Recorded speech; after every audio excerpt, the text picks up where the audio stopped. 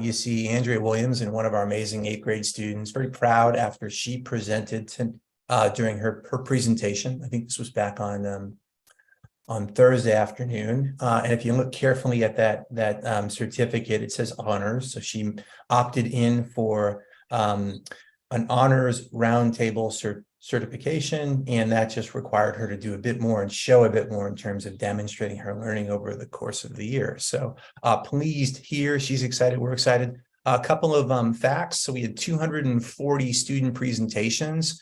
And by presentations, I mean we had 240 students present formally in front of their teachers, their families, and community members. The presentations were 45 minutes long. These kids are in 6th, 7th, and 8th grade. And this happens annually at the middle school. So imagine kids doing this not just in 6th grade, but again in 7th grade and 8th grade, and some of the growth and confidence they develop and build over time through those experiences. And so a lot of attention placed on individual presentations happening with kids, a lot of joy, a lot of nerves, some successes, some challenges. Trudy, again, thank you for taking part in roundtables this past week. It's obviously a valuable experience for kids as they prepare for high school, prepare for college and career, and then life. So really happy we're back up and running and doing this the way in which we were doing this a few years ago. So that's the mission moment tonight. Again, really glorious to have it back in the mix. Josh, can I just say something? So Ade, my son, he's taking communications. And he said because of the roundtables, having that experience in the roundtables, he doesn't have any nerves, and he's really into the communication. So he also said that roundtables have helped him so much to prepare him for college communication courses and speaking, public speaking. So I just wanted to share that with you. That is excellent. No, thank you for that. We're going to get you in front of our team next year fully. That's awesome. So that's the mission moment for tonight. I think this is a June agenda. Strategic planning wise, I think the work tonight is really about cleanly closing out this year and then setting up for the coming year from a governance perspective. So the strategy is really around governance tonight and kind of setting up the chessboard so that we're able to operate fully moving into summer and in next year as powerfully as possible. So beyond that, there's obviously strategy that comes up over the course of the meeting tonight, but I think I'll name that. That's really what this meeting is about. It's about kind of governance strategy. And so Juliana being here at the front end of the meeting, I think is appropriate. And so I think whether I can move in the dashboard if you like, Jim. Well, okay, how much time do we have before people need to drop? Should we start voting on things, or? I think this is well, we're going to move into committee reports in the way the meeting is set up now. I think that's okay. Who needs to drop early? Raise your hand. Got to drop at 7:30. Should we just start? Let's start voting. Let's go into approval items, and we'll see where we get to. And if we need to pause and provide a bit more, I think that makes sense. So I'll let you. Great. Okay. Okay, great. So the first item on the agenda for vote is the minutes from the meeting on June 6th. Does anybody have any questions, comments? Okay, great. Seeing none. All in favor? Yeah, okay, great. Thank you. Second item, minutes from the meeting on May 23. Any questions, comments? None. Okay, all in favor? Okay, next item. Renewal of the PNC policy. Do we need to talk about this? Off to Chris and maybe get Mario to take on the appropriate action here. Chris, you want to start things off, and then lean on Marion as you see fit? Absolutely. We don't have quotes yet. Our new brokers at Epic have been doing a great job working with the Build New York City team, but they are still collecting quotes for our July 1st renewal. I was going to ask Marion to see, with that in mind, what recommendations she might have if we want to vote to approve insurance with Epic up to like a certain limit, or hold off on a vote until the July meeting.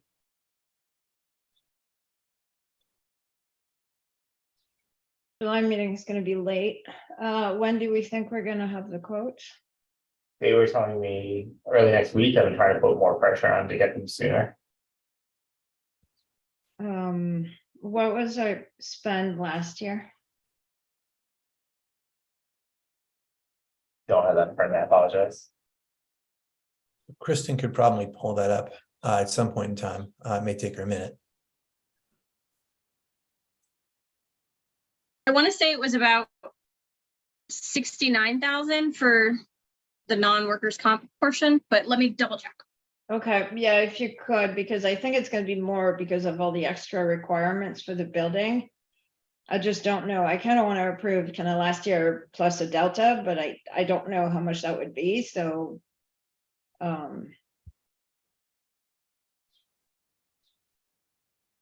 I'm inclined to do last year plus 25%, just taking into account. What we're expecting plus general rate increases across the industry, but understanding that Chris and I and whoever else is around would review and make sure we get the best possible pricing even within that limit. And then if I'm wrong, and unfortunately it's more than that, then we just get people on the phone quickly.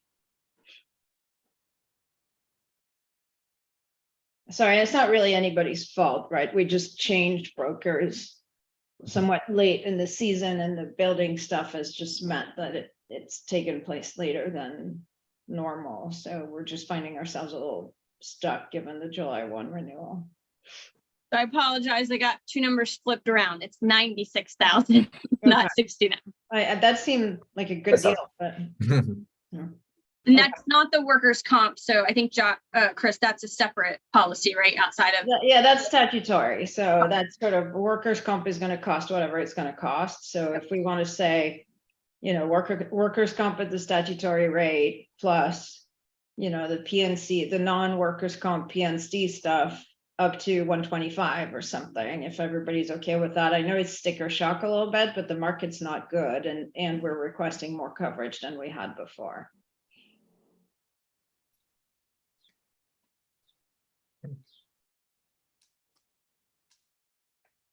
I'm fine with that. Just trying to save people another phone call. Yeah. Okay, so I'm hearing that it's Marion, PNC up to 125 is approved here. Yeah, Is that what we're excluding asking for? workers' comp, which would be just at the statutory rate. Got it. Okay, any questions or comments? Okay, all in favor? All right, thank you. Okay, the budget.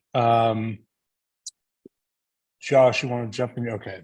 Yes, I think you all have this in the folder I sent out yesterday midday. And so if you want to open this up, I think if you want to get in the weeds, you can take a look at this on the screen in front of you. I'm going to share some summary headlines in addition to this. So just to orient you to this for those folks who haven't been involved, and I think those who have been involved, Jeanette, Marion, and Jim, over the past month or so, know this model, this draft fairly well. And so this gives you a sense of just it's not a detailed budget, but it's a very solid representation of our budget that offers our actuals from 21-22 as a comparison. It offers what we approved in 22-23, and then the preliminary draft budget for 23-24, which is what we're bringing to the board tonight for input, approval, etc. So that's the layout of this here. Marion, Jeanette, or Jim, is there anything you want to highlight within this model before I move on to headlines, just so that folks are oriented? Yeah, I mean, the fact that everybody here is doing their best, but there's still a lot of stuff up in the air with the building purchase. So it's as good as it can be given the information we have at the moment, and it's probably going to be amended at some point next month. Yep. Okay, so I think with that, I'm going to move over to some of the headlines, share those with the group so you have an aerial view of kind of some of the reasoning and what's behind the assumptions within the model. If people have questions or input or suggestions, pose them out. And then Jim, Mario, and Jeanette, if I forget anything, please chime in. Kristen, same with you. And Chris, same with you. So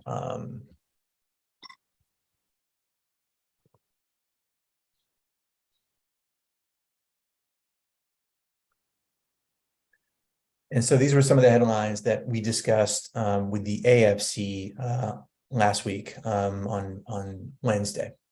So I'm going to talk a bit about revenues and some of the assumptions there. I'm going to talk about expenses and then bottom line. And so, as y'all know, student enrollment is very directly consequential in kind of our funding and what we have to then make and put to good use in educating each and every one of our kids. We're assuming within this model an enrollment of 533, which is based on our average enrollment for this year, minus 5 students, just to be a little more conservative. And so that's assumption number one. Similarly, SPED enrollment, where we do receive additional funding to provide additional support to each and every one of our students with special needs. We're assuming the number of students with special needs to be 113, which is based on an average of the past 3 years, which is a little more conservative than our current SPED enrollment this year. In terms of contributions, another significant bucket on the revenue side, for restricted contributions, we're including a grant from the Bloomberg Foundation for Summer School. That's at 118. We're also assuming fundraising for $80,000 to support and fund our alumni success counseling position at the school, as well as $25,000 through small restricted campaigns, where the vision here is to have a small collection, 4 or 5 campaigns over the course of the year for modest amounts of funding that are very structured and directed to specific needs within the school. In addition to that, we have unrestricted funding, and that includes some of the net cash flows with FOMB, plus $100K in annual fundraising, which is in line with what we've done in the past annually.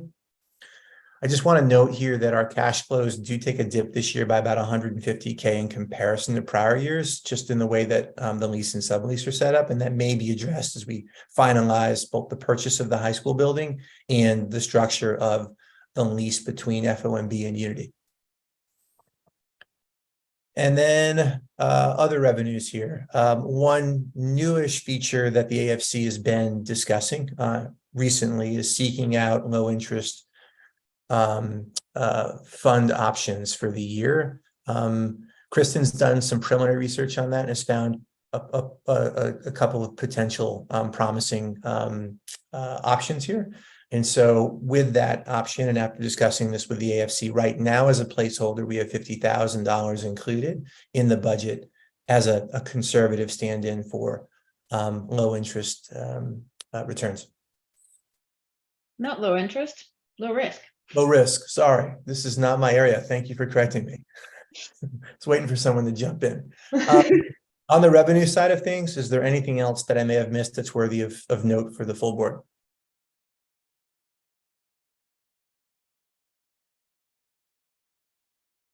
Great. So that's the revenue side of this draft budget. Moving into expenses, compensation is typically historically the big line item.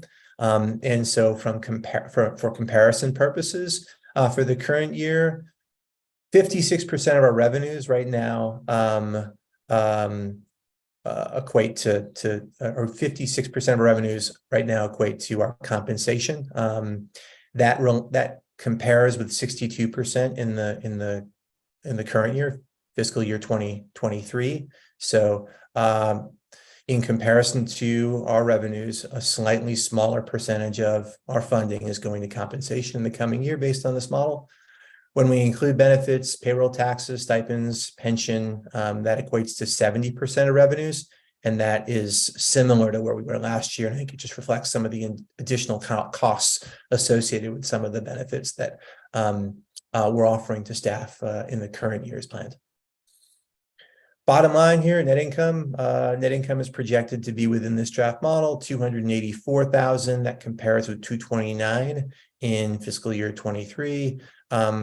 This equates to 1.8% of our revenues versus 1.6% in 2023.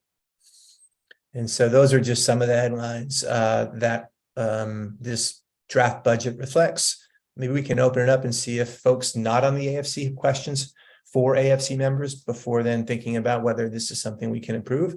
Again, Marion mentioned earlier, there are still some unknowns with the purchase of the building that might require us to kind of go back and revisit this. But given what we know right now and given what we've done in the past, this is a fair model. And I think the point, right, is that we have some expenses we need to start incurring July 1. And so we need something in place in order for those to happen until we have a better budget. So if people are wondering, why are we approving this when we don't have everything we need, it's sort of, we don't really have a choice. We need to approve something.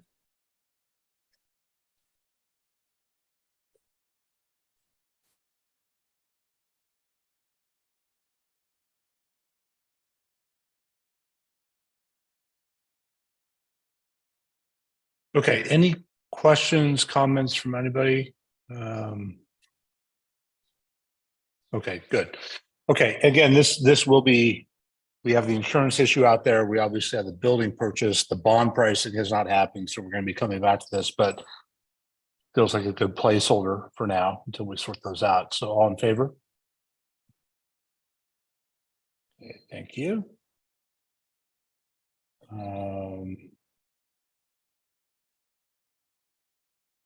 Next item, calendar. Josh. Yep. Sure.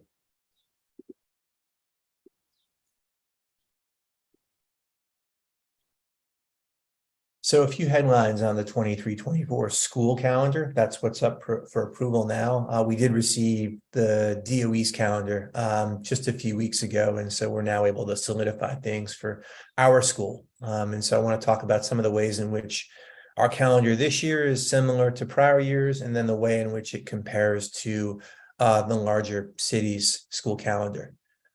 In general, this calendar is very similar to prior years in terms of the number of days of school and when we have vacation days. So 97% of the calendar is in alignment with the DOE calendar. And specifically here, this is a good thing, we feel, in that by aligning as closely as we feel is right with the DOE, we're able to minimize confusion with our families. When we've misaligned or when we have days in which we have school and the DOE does not, we find that we typically have more students absent from school, which then just means some additional sort of like groundwork to take part in. And so, so I think in closely aligning the DOE's calendar, we're minimizing confusion there, and then also minimizing conflicts among families, particularly our families that have kids at our school along with district schools. And so this is better for them. Regarding differences, our first day of school is September 6th, which is just one day earlier than the DOE. Our last day is the same as the DOE, it's June 26th. And then there are a few DOE holidays, which we are in session. And those are the Jewish holidays in the fall, perhaps along with one or two others. So one note here is that middle school state testing this year, the state has provided a wider window for us to administer tests. And that's helpful because if you recall, in prior years, we've had that exam happen just after the April break, like within 2 weeks. And so it's just kind of getting back to school. And you end up having some momentum with kids just before the break. And so the breaks themselves pose a bit of a halt. And so with a longer window, we can strategize a bit more effectively here and then allow for kids to really truly shine and show off their best stuff. In addition to that, it's just worth noting that while we have close to the same amount of days as the DOE, our instructional day is about an hour longer over the course of the year. And that's a key design element within our charter and reflected as a key design element. So I just wanted to note that and underline that for this board in thinking about time in school. Are there questions about what's being proposed here? Calendar wise, in the materials I sent you yesterday, there is a one-pager with the specific dates in which we're off. And that was shared, or that will be shared with families as soon as we possibly can.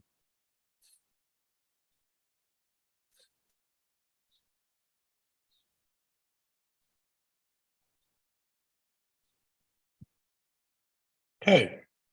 So no questions or comments. So. Okay, so we're approving here the calendar for 2023, 2024. All in favor? We got it. Okay, thank you very much. Okay. Next time, Josh, I don't know how, do you want to go off? So you've got Trudy and I don't know if anybody wants to talk offline, happy to drop off. If not, we just keep rolling. I think we're okay. In the past, we've had folks on. Yeah, okay. So the first item is re-electing this knucklehead to the Board of Trustees for your term. All in favor? Hold on, I want to say something really quickly. And I'm sorry to take up time, but this is important. Jim was on vacation over the past 2 weeks, and I bothered him a whole lot over that time. And Jim, I want to say thank you for just being available. These were kind of important times, and I needed your guidance and mentorship on a couple of things. So just thank you for being available to myself and to Kristen, to Chris, and helping us along the way during like a vacation. So thanks. Well, thank you for pulling me away from babysitting my 5-year-old on the beach in Portugal. Yes, it was very nice to, to take a break. So yes, thank you. Okay, so all in favor of me? Okay. Next item is Trudy, your term. All in favor? And by the way, thank you, Trudy, for everything you're doing. It's fantastic. Yeah, Trudy, the number of people who have said you are so fortunate to have Trudy Sandy on your board, like I don't have enough hands and feet to count how many folks. Unfortunately, she's not here to hear Did it. she drop? I think she man. just dropped. She'll have to watch the recording too. I think she literally just dropped. Let me see, there's something in the chat. Maybe she knew you were going to say something. Oh, she had it. She says good night in the chat. Yeah. No, she's great. It's funny because I thought, you know, when you suggested having a parent, and I was like, whoa, whoa, whoa, whoa, whoa, whoa, whoa. And it turns out she's a rock star. So Yeah, good on you. Okay. Board of Trustees meeting schedule for 2023, 2024. yeah, I can show that and talk about a couple of things here that are worthy of note.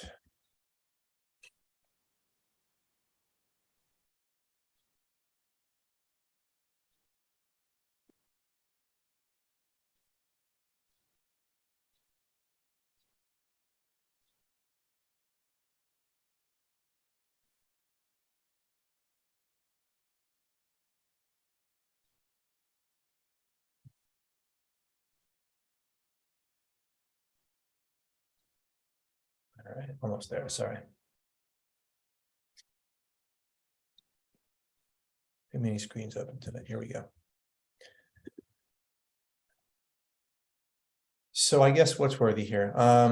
This calendar, and thank you, Kristen, for your close eye. If you opened up what was in the folder, you'll note a whole bunch of 2022s where there should be 2023s. So those have been updated here on the screen in front of you. Committee meetings happen at the same time over the course of the year. I've got a general board meeting as a proposal just to sort of get creative and be bold, of perhaps 6 p.m. versus 7 p.m. Obviously, people on this call lead busy lives, and if 7 p.m. is better for you, we should stay to it. But I thought I'd put it out there as an option. It would allow for us to start earlier, which may not be ideal. It would allow for us to end earlier. So depending on people's take on things, I think that's one discussion point. Beyond that, things stay the same. Meetings are generally happening toward the middle of the month, and we've gotten better at this each year, I think. I know this year with the renewal and with a whole bunch going down, I ended up kind of moving some committee meetings or board meetings around. That won't happen in the coming year. It'll be fairly fixed. So meetings tend to avoid holidays, tend to avoid being too close to each other. And then they're all happening on Tuesdays at the general board level. The one exception is in June of next year, that being on a Thursday, and that being an attempt to align with roundtable presentations. I think those are the major headlines here. On the time, I think for those of us who work in an office, I think it's hard to leave early enough to be back home at 6. So what it means is we wouldn't be home until 8:30. If we moved it up. So I don't know. I mean, I'm sure if everybody decides to do it, we'd have to work around it. But I sort of, at the margin, I think I prefer 7, but you know, Get you home, you know, who wants to be traveling late? You get it. I think 7's easier for people, yeah.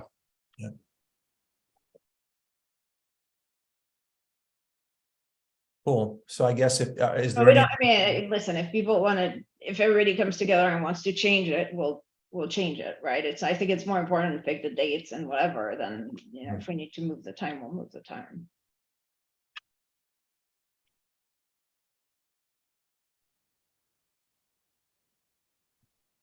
so let's keep it at 7 for now. And if folks have an issue, we can revisit it at some point in time. All right. Jim, I think that's the next approval. Okay, so all in favor of the calendar for 2023-2024? See some hands. Okay, thank you. Next item, meeting schedule. Sorry, that wasn't meeting schedule. Officers of the Board of Trustees. Okay, so. So I'm going to scroll up, and I mean, you know, I think there's one change here due to Jake moving off of the board mid-year and us having an opening there, and then there being a few conversations in which I've had with Lenny about perhaps moving to that role. And so what you see up top here in terms of board officers looks similar, except that Lenny would move into the vice chair role. He's happy to do so, assuming others aren't also interested in it. I think my sense is that he'd be strong for the position, just given his experience with boards, his experiences in Brooklyn. He's got a busy schedule, but I think he makes time in a way that matters when it matters most. And so I think he'd be a strong candidate for this position of the board moving forward. Sounds good. The only thing I would say is if anybody wants to be treasurer, I will happily relinquish that.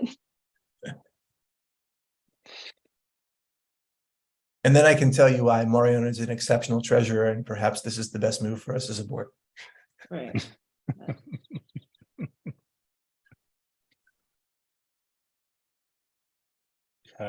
So I think with So that, the only change is Lenny. Yeah. Okay. within Good, that, and yeah. I think with the executive committee, that looks similar to what we've had in the past, which is essentially everyone kind of on that committee. I know we've gone back and forth about whether that was the best move in prior years. We could revisit that, or we can just sort of stay with what we've done the past 2 years. I believe we may have had more executive sessions. No, we actually didn't have any executive committees. We had a few impromptu board meetings that were then scheduled because of things that came up for approval, but no executive committee meetings.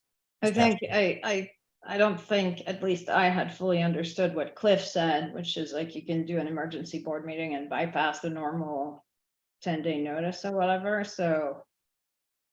And that was only because of the waiver right now happening at the state. So I guess if things turn back, we would have to then. But I think they're functionally the same thing, right? There's just, if that's the case, there's no reason to do an executive committee. Yeah. Unless you make it smaller, right? Mm-hmm. So, but it doesn't matter. It's fine. I don't think we've missed quorum too many times. Mm-hmm. Just once this year.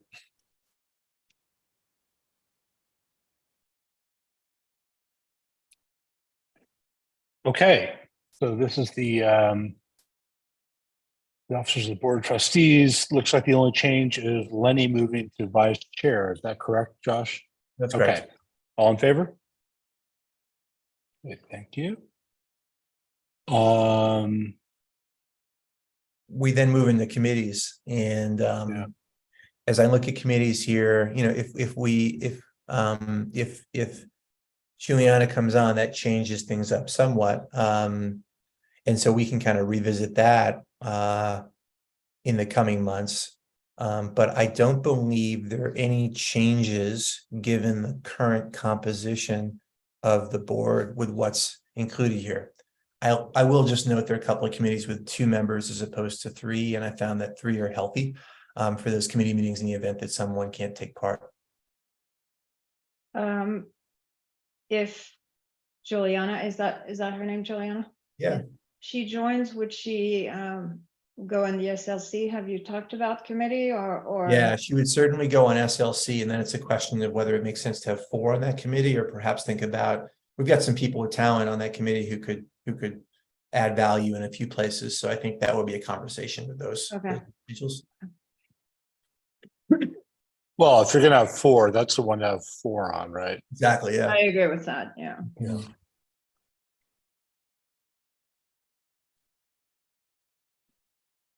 Okay. Any questions, comments? All right, all in favor? Thank you. Governance. Okay, I'm gonna open up my screen one more time.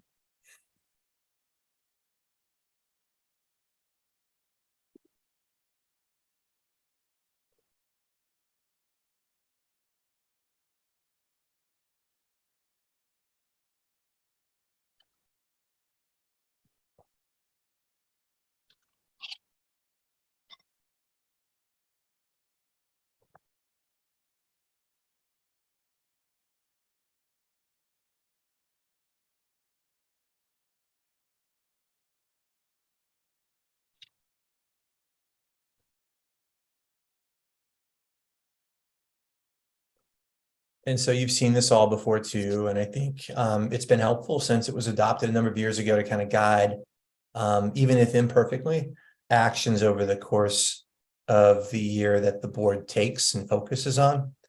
So it looks similar to this past year, with maybe 1 or 2 changes. The most significant of which is up here in the header as a proposal, and that proposal comes from just where we are in 2023, and then some of the things that have been posed out by members of this board and saying, hey, look, some time in person together is also helpful, in addition to the conveniences of being able to do these meetings via Zoom. So I've put forward 3 meetings over the course of the year, and Jim, I'm kind of remembering you saying 3 might be a good amount. Others. Can you give those exact dates, Josh? Because I don't have the other thing open in Yeah. front of me. Those dates? Yeah. No. Let's see. Or just send them around later. Yeah. Yeah, the idea they'd be in the so if this is approved tonight, Chris would have these in your calendars in the coming week. Yeah, I just want to make sure before we say this is going to be in person that Yeah. we don't find that half of us already have a conflict, or that Yeah. January 1 is during some kind of a holiday week. Or September, something. January, and June. Yep. I have them. Yeah, September I'm generally out. I'm out west, and then June I'm generally with over in Europe. So that's going to be tough. But anything in the winter is totally fine. I like getting together with everybody. So yeah, let's try to do that.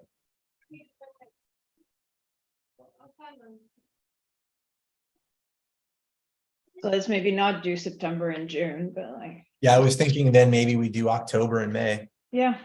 Yeah, absolutely. So we've got October, January, and May, and then Which would be what days? Sorry. yeah. I have them, Josh. Go ahead, Kristen. What are they? October 17th, January 23rd, and May 21st. Okay. Seems That works. broadly doable. Yeah. It's a good time of year to get some food afterward too. Yeah. Okay. So that's the governance calendar. Maybe there were no other significant changes. I think I may I have. remember in the past, Josh, we ended up approving manuals that had already been circulated to people. Yeah, let's see where that is now. Good question. Good. We're on the same page. Totally. So if we need to move them up, we should. Yep. Right now, I think those show up in They You show have up them in rightfully August. I here. just don't know how early you circulate them. Yeah, they should be. This morning, I'm thinking about July. I'd like to get the handbooks out in July. Okay, And I think I have the internal folks to make this happen capacity wise. So that's the idea with items 2 and 3 here. okay. So And- thanks for the- Josh, I recall in connection with the renewal that some of the policies needed to be reviewed more closely by that expert. It Is happened. that in process? Okay. Yeah, it happened. Yeah, Right. yeah. So we did have our discipline policy reviewed. We've submitted it. There's been some back and forth with council at state. It seems to be in good form right now, but we did have that done. Oh, because Okay, great. I thought you were saying at the time that you didn't have time to get it reviewed and we'd do it sort of the regular. We've had it done. It in was the an, past. it was an Past- ongoing process. Yeah, Okay. just after in late April, Okay. she finished reviewing it for us. Okay, great.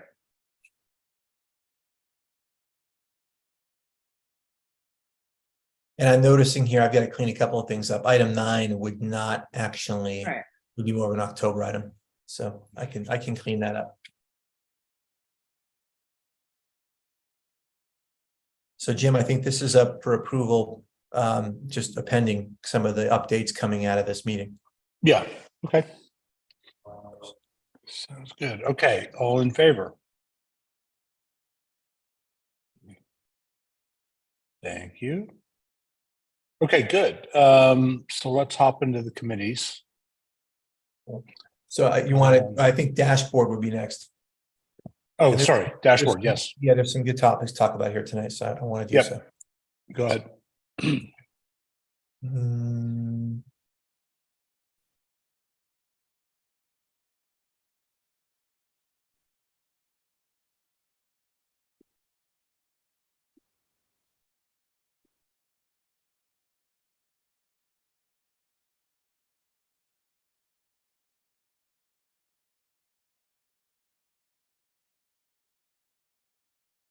We'll make this a bit larger for you.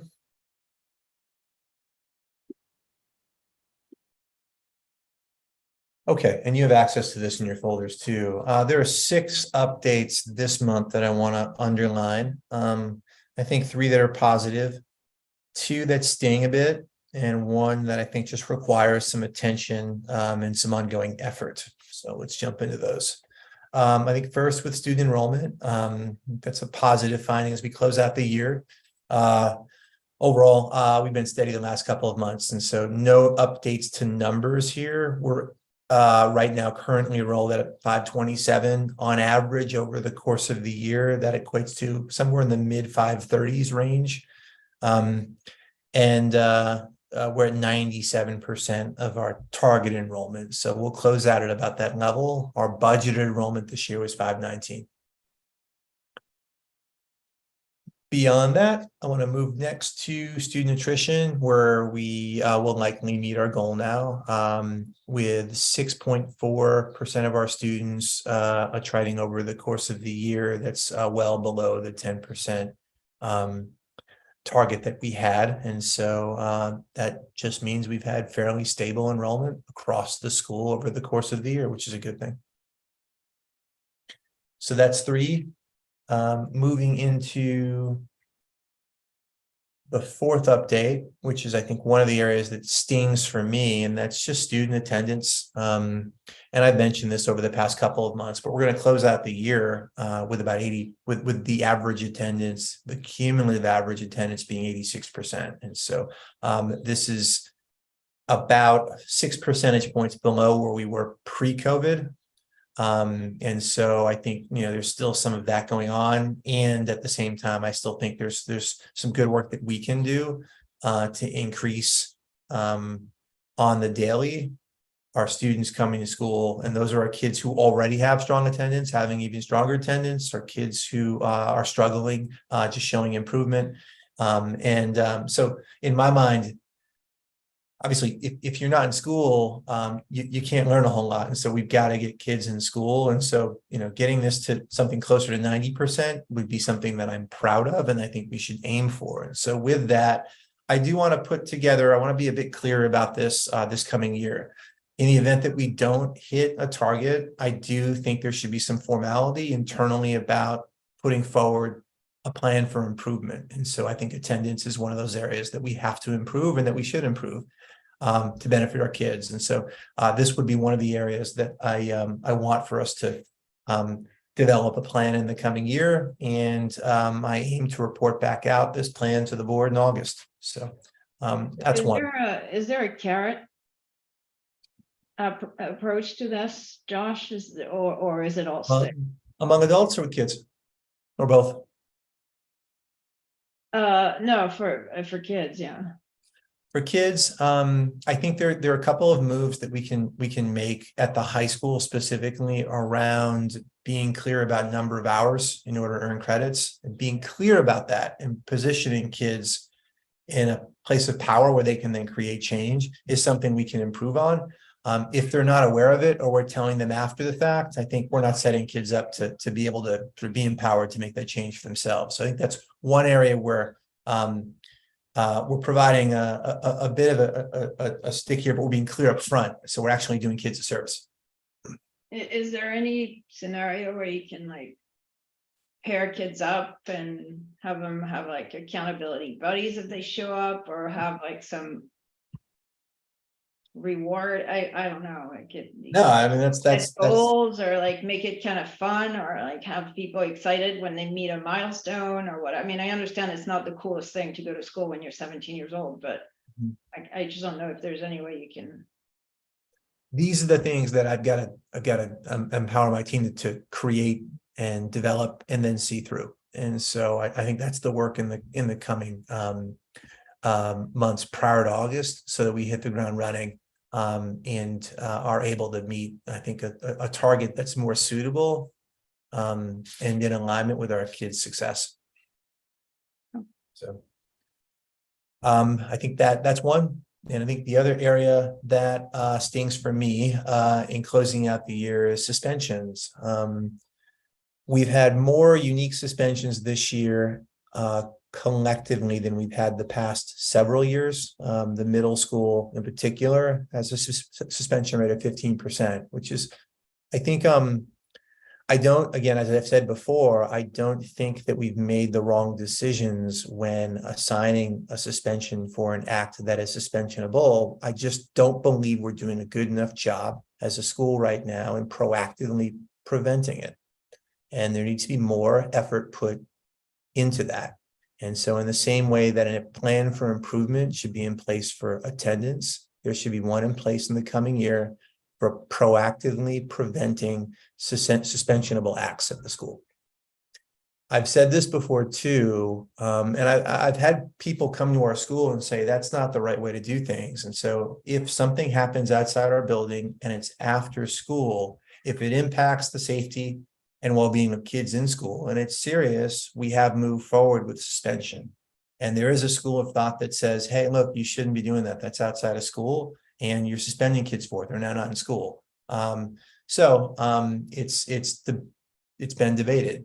But I think our stance is one in which this is about safety and well-being. And when that's jeopardized, we take a pretty hard stance on it. And so I do think that we're going to have higher numbers as a result of that. And at the same time, there are ways in which we can be better about proactively helping kids work through and manage conflict, so it doesn't result in physical altercations, which are the first major reason that kids are suspended from school. Again, what percentage the of vast majority of these are happening after school? They're after school, okay. Outside the building. So, but remember, Josh, when we started, we spent a lot of time in Old Mission. At the time, it was Hemant who was doing a lot of this, but about the social-emotional stuff and yoga and breathing and like sort of, de-escalation and sort of learning to calm down. Are we still doing stuff like that or not as much? We're not doing as much of that. I think we were better at this back then, and I think we devoted a lot of time to it that may have then had for the face. I just had impacts on other aspects of school and what kids were getting out of school. So there's a proper balance point, right. and I think these numbers are something that to me indicates that we haven't hit that balance point, or we're not there right now based on performance this year. But if you didn't take action on out of school activity, what would the numbers look like compared to other schools? How would you, you know? We put this forward in our renewal application, but I think the numbers would be closer to 5%. No. And so, On some level, it doesn't matter whether you count it or you don't, right? You should. yeah, it's just like, track both you want kids to be separately. nice to each other and get along and Right. manage Yeah. conflict, You right? should track both separately. You should have your own targets for what you think it should be in both categories and sort of measure against that, right? I think. I don't know if you can compare to peers because you don't know which ones count the outside and don't count the outside, but I think. I guess where I was gonna go with this is, are there outside resources for sort of stuff that would resonate with a bunch of 12, 13, 14-year-old boys presumably, or are girls getting into it too? It happens to be all students, Okay. but I think, some of the interventions in play that have worked at other schools and worked in our school, but I think there's more we can do there, having like specific like support groups. Right. And so we have done that and we'll continue to. We've had that in play with both sides for young women and girls. And I think there's been some good mentorship there. We've got fairly significant athletic teams and club teams so that kids are busy and taking part in positive things in our board. And so I like that facet of our school, want to keep that, but I think there's some things that we can do strategically around conflict management that would be helpful.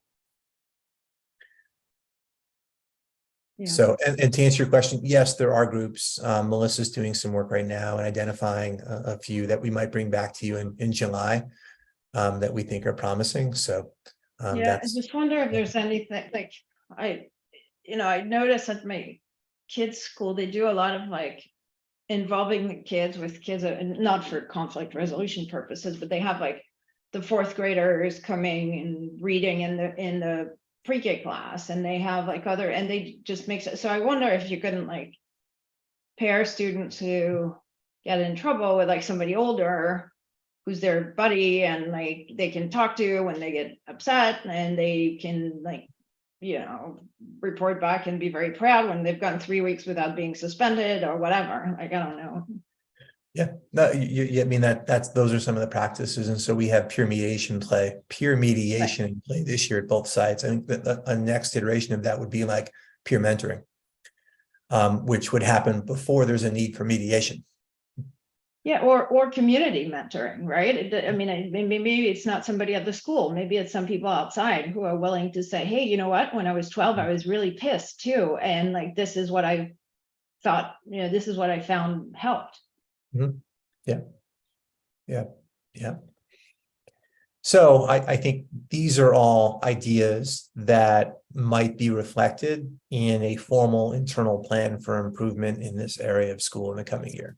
And I'll be reporting this out to board in the late summer as well. Moving on, I'll talk a bit about student recruitment and where things stand now. And Chris, chime in if I miss anything at all. I think overall, we are in good form across all grades right now, with the exception of 6th is back. And we've done a lot of work with regard to recruiting for 6th grade, done a lot of the things we did last year, and it bore fruit. We're finding some more challenges this year with regard to where we are. So specifically, the data shows that here. We have 71 students confirmed for our 7th grade. Last year at this time, we had 107. So some significant differences there with regard to, sorry, Chris? I think you might have said 7th grade, 6th grade. Oh, 6th grade, sorry. 71 versus 107 at this time last year's for a delta of 36. And Did so we do something different, or did how can it swing that much? Well, I think Chris has done some work in contacting other schools to see where they are. And so there are a couple of peer schools that seem to be in a similar place with regard to not being where they were last year, feeling like they've got some room to fill. I think there were some calls that we made last year early in the process that we were slower to this year for a few reasons that may also have contributed to some of this. We rebounded and kind of like tried to get back some of that, but I think we had more success with calls to homes last year, and that translating to enrollees in ways that we haven't this year. Okay. So I think the question I have in terms of just health and budgets and next year is, if I took that 71 and plugged it into the table I presented last month, instead of 96, we'd still be at about 540, 545 students. So we're still kind of well over the budgeted enrollment I put forward earlier in this meeting of 533. But I mean, we're putting forth some aggressive moves right now, moving in the summer, that has that 71, hopefully moving up to something closer to our target of 96. And I so think it might be helpful, Chris, and maybe you already do that, but like at the end of a season, to just do a sort of like 2-page summary of like, what did we do? When did we start it? What do we think worked?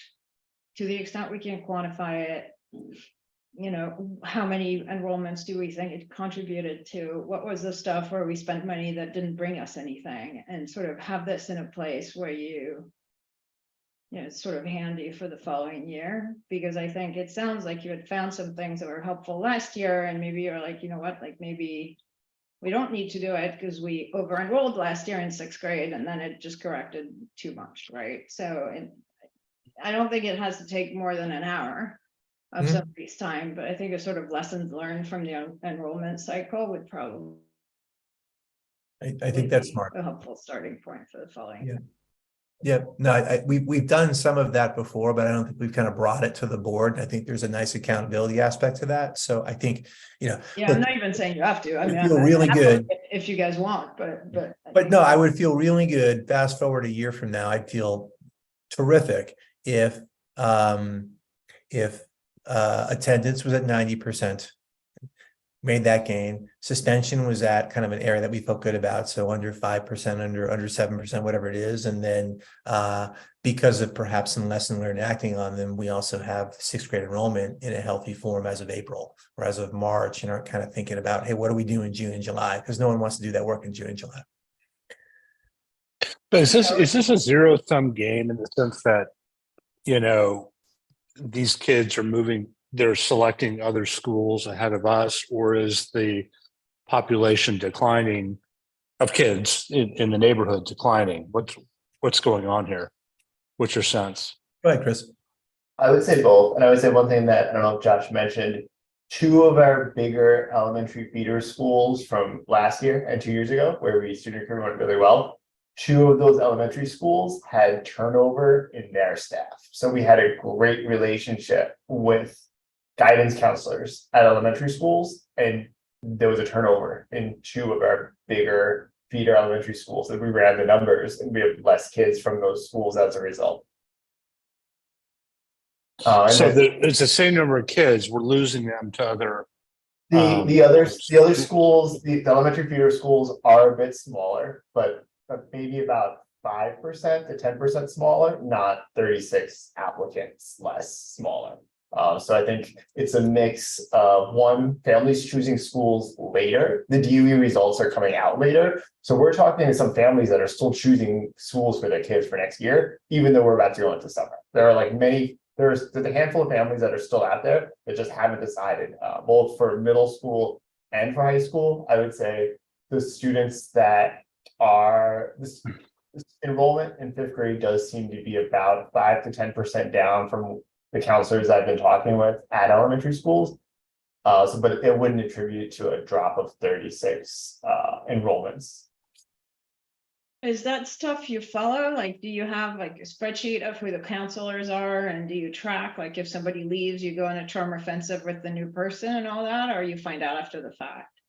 Absolutely. No, we keep relationships with them throughout the year. We send a holiday gift to them every year. We actually organize also four of our biggest feeder elementary schools all came to us. So like the fifth graders at X school all came to us. What's it like to be a sixth grader per day? And those trips went really well. So I was surprised to see these numbers as low as they are, just because we've done more, and we did focus on the things that were going better. We had more trips, both bringing alumni to the elementary schools and bringing the fifth graders to us. So, and we had our four biggest feeder schools, big school-wide field trips for all of the fifth graders. Hey, what's it like to be a uni prep student for a day? We mailed home 1,000+ backpacks and gear home to those kids after the trip. So I was surprised to see these numbers low. I think a piece of it is the change in staff for those elementary schools.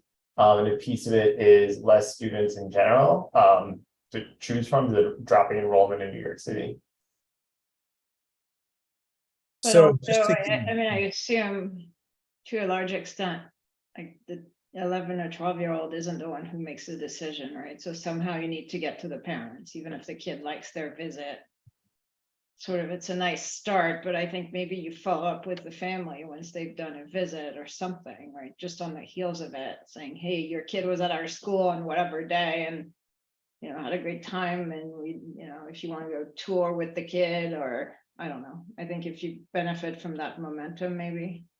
Yeah, We're starting our own recruiting season, you know, which is a little different, but it's sort of every year something different works, and every year the reputation of the firm is, you know, not the same at every school, and so you sort of always have to fine tune it, and sometimes it varies in ways you can't explain. So I hear you. yeah, one thing we are focusing on now more is taking control of like Niche's website was posting a lot of school data that was just inaccurate. So we're claiming ownership of our school's Niche account. We're getting more parents to write Google Map reviews for our school. We're getting more parents to write Yelp reviews for our school. Okay. so I think what for this week, when we meet often and talk about kind of actions for the week, and this week we've got kind of continued calls going to families to kind of finalize some of that paperwork for the partial applicants and enrollees. We've got social media back up and running. We've dabbled with it before, and sometimes it works well, and other times it hasn't. So we kind of held off on it because it can also be costly. But that's now back up and running.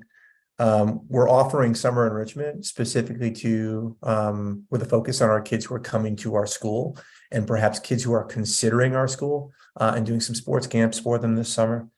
And then we've got some referral incentives for both our incoming sixth grade families as well as our middle school families who are happy with the school and continuing. And so that they're our best advocates and ambassadors. And then Kalu's going to be making a couple of visits to graduations at the elementary school level, just to congratulate the kids who are moving on to our school after fifth grade, and just being a presence there, and other perhaps families taking note. So a lot. So I think with that, we move into the next item. Good discussion, by the way. Thank you for that. And I just sort of say with roundtables and what we just experienced this past week, we had 97% of our families take part in roundtables. So in terms of family participation, and I'm thinking back to our renewal report and how aggravated I was by that. We've got some really high participation numbers in comparison to our targets this year. And so families are taking part in our programming. There's obviously room for us to grow. We want to build out our PTA more so than it is right now, continue to sort of cultivate it. But in terms of like numbers this year with conferences and roundtables, we feel pretty good about our work alongside families. And so with that, that is the update on dashboard for this month.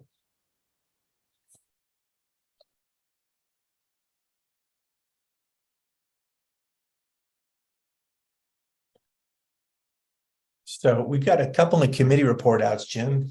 Want to go there? Yeah, let's go there. Sorry, AFC. And so I think, Chris, we've already talked about the budget details. This will be rather quick. I think, Kristen, if you want to provide a 2-minute overview of just the month ending May 30th, 31st, that'd be great. Do you want me to share that out, Josh? Or just people- go over? I think people have access to it in their folder. Why don't you just go over it I verbally? think I would just do a Folks can- 30-second overview. Okay. The key part was, I mean, there's no big changes, right? And Yeah. the key thing we discussed was the budget, so. Yep.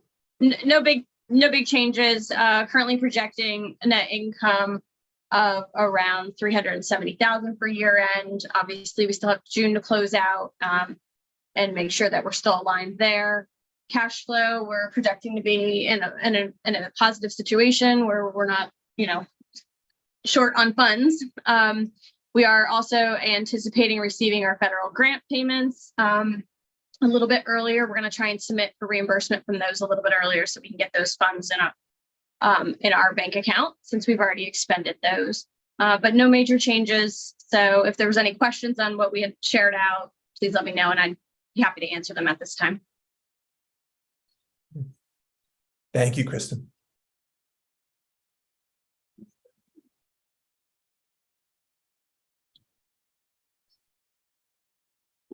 Jim, Okay, should we move to DFC?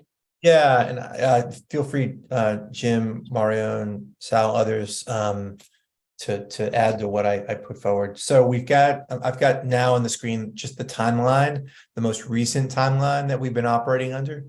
And so what you'll see is there's been a lot that we've done over the past few months. I want to thank everyone for just the additional time to see all of these actions through to the purchase of the building. So progress is being made, perhaps a bit more slowly than what this timeline reflects. And so you'll see more recently, we have finalized, or we're about, like right now, there is some discussion about the finalization of the POS. We've finalized Appendix B of our application. We are about to circulate the final investor presentation. We've recorded it, it's ready to go, but we won't send it out until, when I say we, it's the underwriters. We won't circulate that until there's a final sign off. We have done the due diligence call. That was last week. Thank you, Jim, again for that. That was a lot of fun. And then ratings have been assigned by S&P. What's the Right rating? now, Sorry, I don't think I saw that. double B. Double B stable, yeah. Okay. And so there's one snarl regarding kind of insurance right now with Build NYC that Cliff and Brian and team are trying to get clarity on. If that goes through tomorrow, this timeline stands. If it doesn't go through tomorrow, this timeline will probably get adjusted. And that's coming from a call with Peter of Baird earlier today. So that's what things are. It can't get adjusted. These are dates in May. This is for what's below.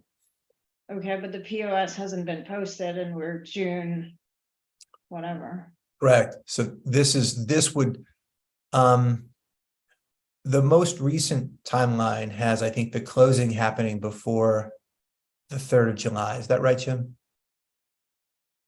No, I think the idea was to get it into the market before the 4th and Okay. close after the 4th. Yeah.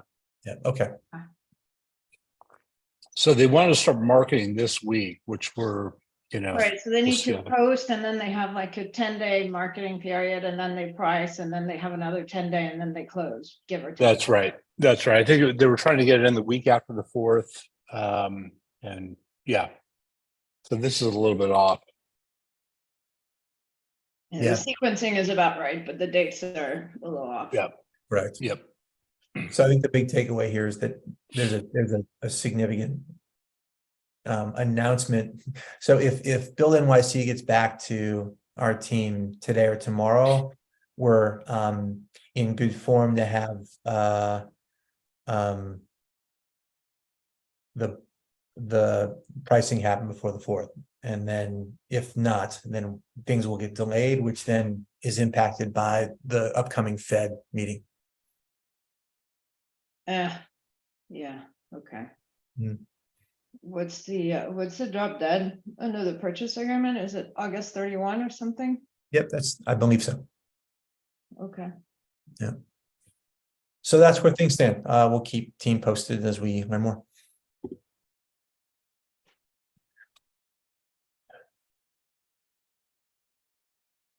Okay. DCPC. We didn't meet last week. There's a lot of festivities going on in addition to roundtables. We have graduation ceremonies on Thursday morning at 11 on 14th Street in Manhattan, and then on Friday in Bed-Stuy at 10. Our local assembly member Zinnerman will be speaking as a guest speaker at the high school graduation on Thursday.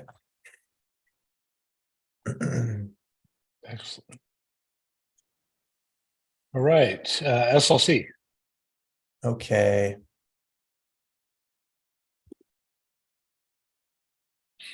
Melissa, why don't we provide just an overview of kind of the graduation forecast, with graduation just a couple of days away. And then I'll move into providing just a sort of staffing update on where things stand there. I'm sharing my screen right now. We are looking at the SLC agenda, which was shared with Lenny and with Jeanette on Wednesday. Sorry, here we are.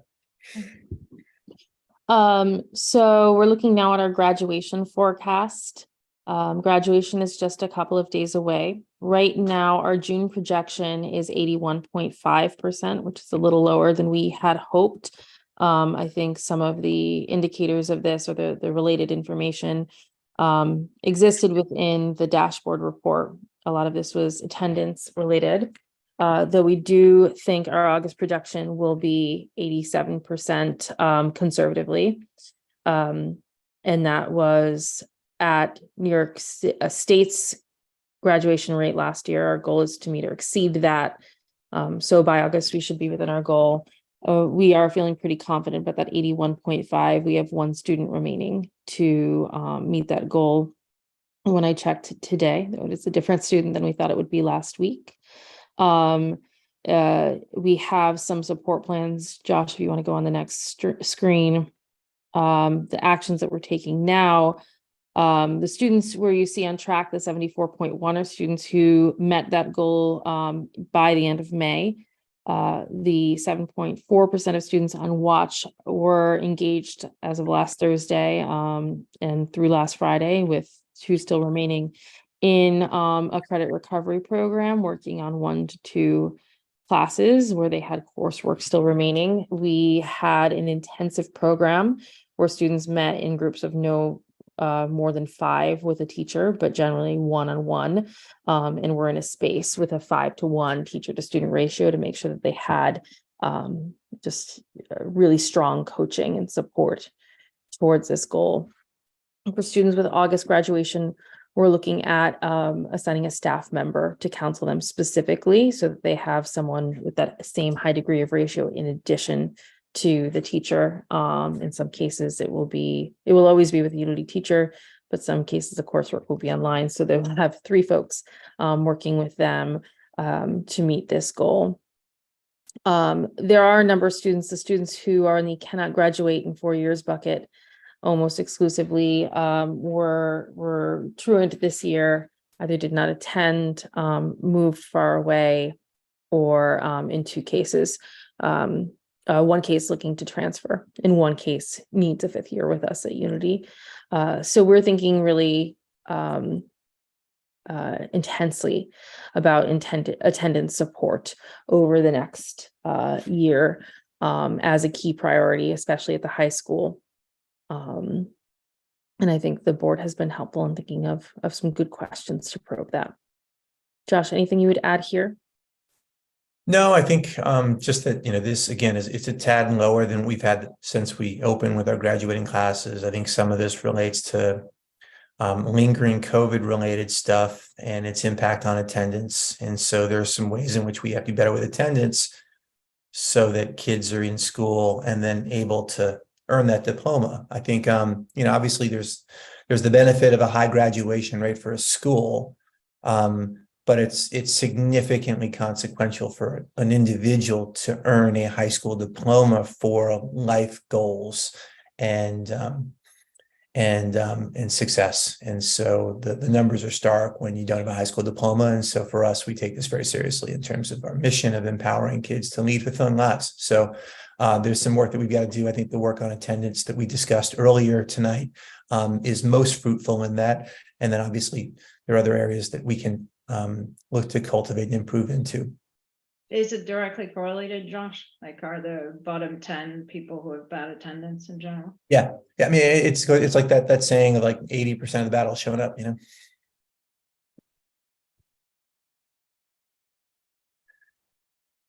So we'll have an update. I'll just say from I think the other point of importance here is that in looking at graduation rates from an authorizer standpoint, they look at the August graduation rate. And the target is to outperform the state as of August.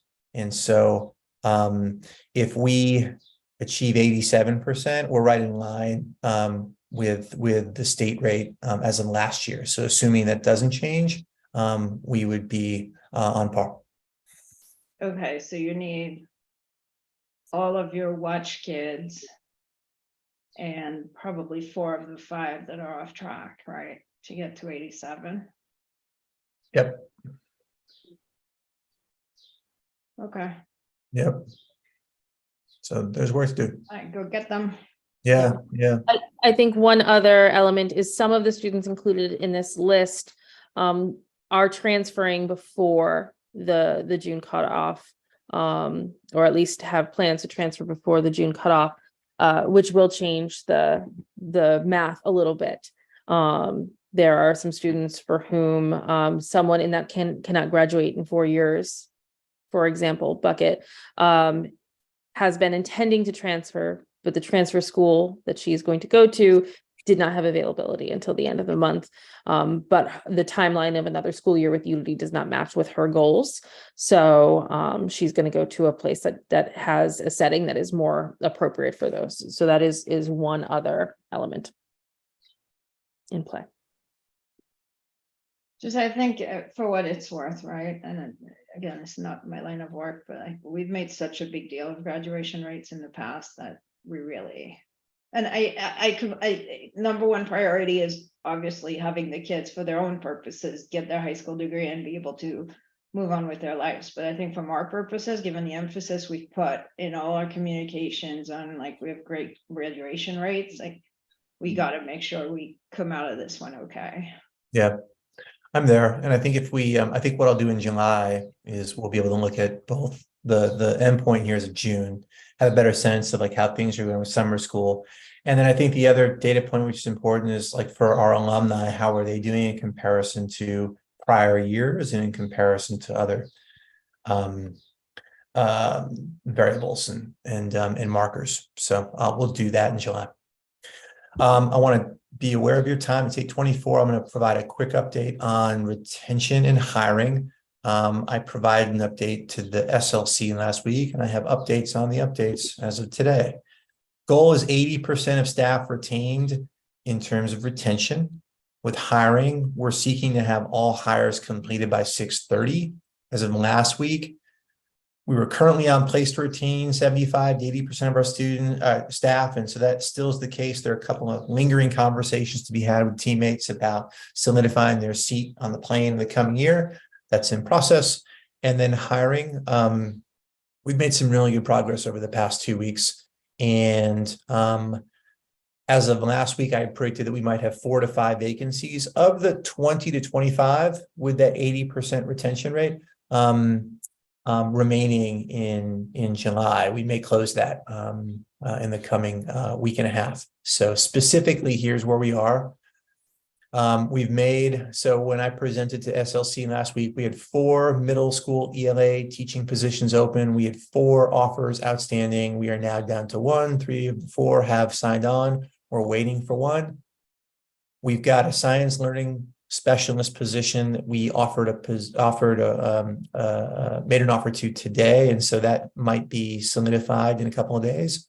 We have an ops coordinator position open at the school. We're actively hiring for that. We have one high school ELA teaching position. We have one offer outstanding. We'll hear more about that tomorrow. And we are actively interviewing in any case.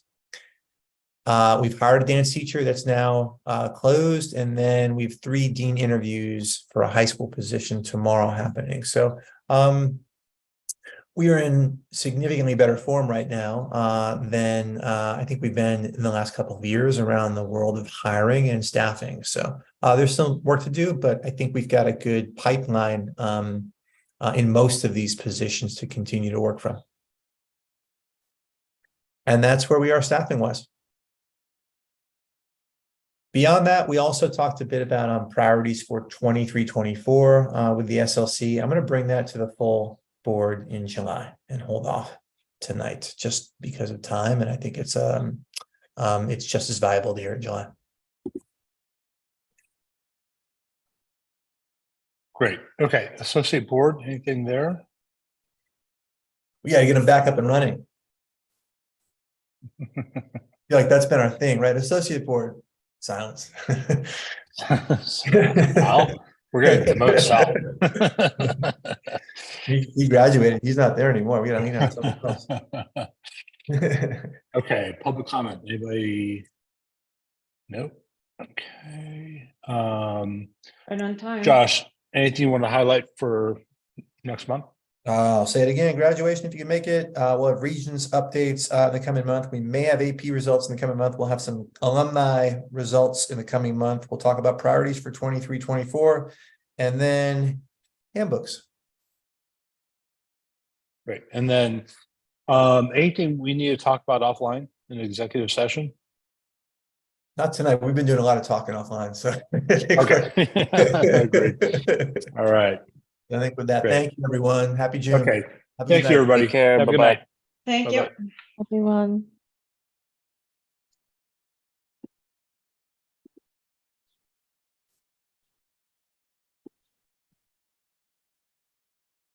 I am so sorry. It was 7 o'clock in my head on Tuesday, as it's always been. Yeah, 7 you o'clock must in have my- had some really traumatizing experiences at AF because you're I pretty did. good on time and you messed If I up were on 30 time. seconds late, I got an automatic email and I had Yeah. to apologize publicly. You know, I think if you're looking to maybe, I think you should maybe put out a class action suit for all former teachers that had to go through that abuse. Hey, AF. I think generally I get praise for think timely. I get very nervous if I'm late, but like generally running a calendar is a strength. So that was I think there's You a lot. wouldn't have been late. I mean, some of this is like, no, you shouldn't worry about it at all. And I think I'm thinking I want to like give more. I need to give more to people. And I don't mean that You're like, not I talking don't mean about- that. Yeah, I think, Oh, it's boring. yeah. Boring Yeah. for me. I want to do more here. Yeah. Um, I think getting, I just got it. It just you're gets. gonna have to take a whole lot of shit in a couple weeks. Oh my Mhm. God. I have a doctor's appointment. I've waited for a long time tomorrow, and I'm concerned they're gonna hospitalize me. I assume my blood pressure right now No, really. Don't. is like no, it's the Regents results I and like know. I know. the staff culture. So yeah. Like, yeah, it's just, this is, here's the timeline. Here's the timeline here, and we're one little speck within that timeline. So I've you got could to have get a couple of the kids days of in school. hardship, but beyond that, you'll forget about it in a few weeks and a few months. And then at some point, there's like a rebound and you're feeling great. And you're like, yeah, I wouldn't change that up in a moment. That really shitty thing I felt and I do experience, No, I I know. wouldn't change that up at all.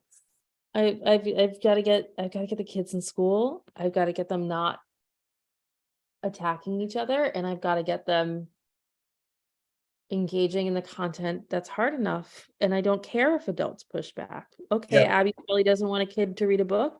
Go home. Yep. And then I'm also just stressed about the staffing, but this is today. But yeah, it's Yeah.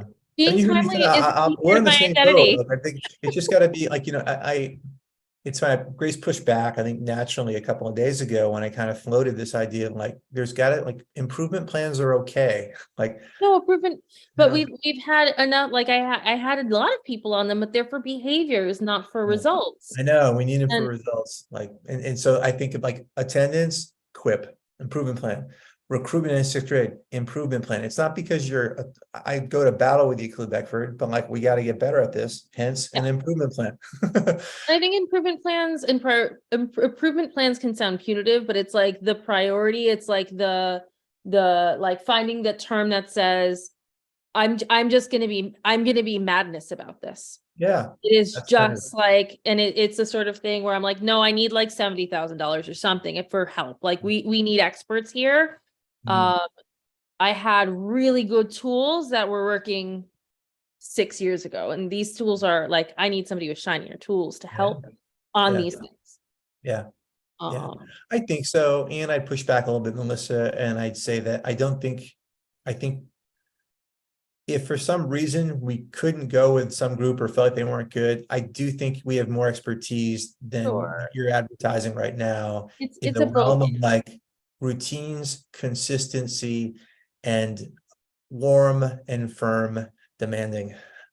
Yes, I think it's a both and. It's like support the more resources you give to the things that you need to turn around when like all of the indicators are pointing in that direction, and like we need to do that work. Yeah. Um. Yep. so- So one step at a time. I'm gonna go downstairs and have a slice of pizza and a beer with Eric Gonzalez. And I then mean- I'll probably jump back on and send out a couple of notes because it is a crazy week and there's lots to do. Tell him I need help rewriting my Golden Panther speech tomorrow. Oh, gosh, yeah. I was gonna spend 20 minutes on that. I wrote one, and then we're gonna shift because this child is getting like way too much. Oh, really? Which So I student, Naya? Hmm? Which student, Naya? Yeah. So we picked, because I was like, Grace, we can't pick her. She's valedictorian. She's like, why not? And I'm like, I mean, at the end of the day, yes, it's true. So we went there, and then she was already getting like a giant speech from Duran, who's like introducing her as the advisee. So we're gonna go with DJ, but I'm like, I don't know what I'll write. Yeah, I need yeah. I need faster writing brains at this point. It's funny. So just a very different writing predicament, but a predicament is Emily, her cousin, the daughter of the aunt who passed away, is leaning on Emily really hard. And Emily's the big cousin. And Emily found out today she's got to write a speech for tomorrow morning. And I was like, she's like, Josh, can you send me the speech you wrote for your grandmother? Oh, yeah. Chat It wasn't very GPT. good. It's gonna be a little different, but you can borrow it. So, yeah. So you have another day and it's something positive. So Yes, I have another day, and it's something, and I'll figure it out. It's just the specific day I have tomorrow. Yeah. But oh man, okay. Well, send Eric my love. I hope you have gifted him only the comfiest couch. This is an upgrade. This looks less dark for you. Is this your little office space? Office, yeah, I'll give you the tour. Where's the wallpaper? You didn't get to choose any Here, I gotta wallpaper. put something in the background, but yeah, it's a small little room. It's got nice shelving, wood floors. It's got a good view. You can see Pratt over there. Oh, cool. Yeah. It's Why don't fun. you get them from one of them? Get some what? Get a little mural or like a big. Oh, I've got this sort of mural that I picked up at an old vintage store. I might put up, but Emily might not let me. So Well, she should be happy you didn't get it off the street like you get all your other stuff, but yeah, you're right. I found that. Where did I get that? That was a secondhand store in Martha's Vineyard. see, it took a boat. It Yeah, belongs it to the was wall. fancy. Yeah, fancy. That'll protect the wall from whatever garbage you run into. I bet you're gonna run into some great garbage now. I haven't found any recently, but I love that desk to Vermont, the one that I showed you. I threw that in the back of the car, brought it to Vermont. It's now in our garage in Vermont. Yeah. You go great with the drawers you have in the trailer. But yeah, well, it's not the first of the month yet. The art students, and wait till they come back True. and all that. True, yeah. It's gonna be some great dumpster diving. Okay, enjoy your beer and your Yep, you pizza. too. Have a good night.